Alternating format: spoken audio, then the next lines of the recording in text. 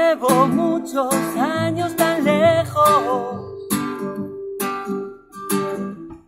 de mi gente y de mi ciudad. Mi memoria comienzan a borrarse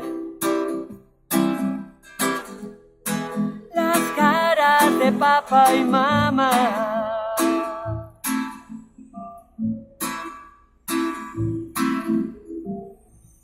Aún no entiendo cuál es el delito, porque un hombre puede ser ilegal, puede ser ilegal. Y leyes condenan al que solo trabaja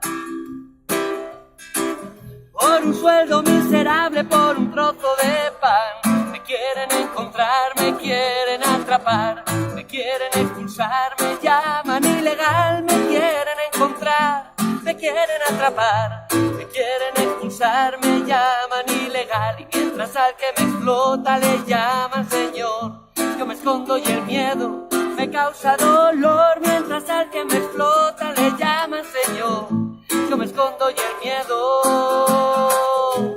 miedo soy yo.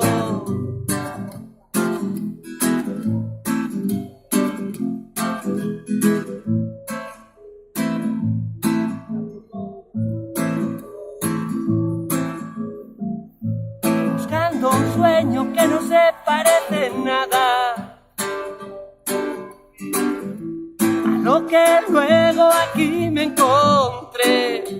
Aquí me encontré, me vendieron un cuento de hadas, pero ese cuento no me lo dejan ni ver.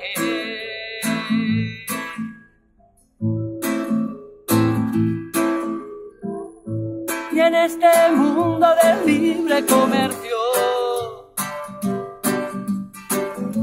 las Coca-Cola siempre pueden viajar, siempre pueden viajar, y a las personas nos cierran fronteras. No saben que los sueños no se pueden encerrar. Me quieren encontrar, me quieren atrapar, me quieren expulsar, me llaman ilegal. Me quieren encontrar, me quieren atrapar, me quieren expulsar, me llaman ilegal. Y mientras al que me explota le llaman señor, yo me escondo y el miedo me causa dolor. Mientras al que me explota le llaman señor, yo me escondo y el miedo soy yo. El miedo soy yo, el miedo soy yo, el miedo soy yo, el miedo soy yo, el miedo soy yo.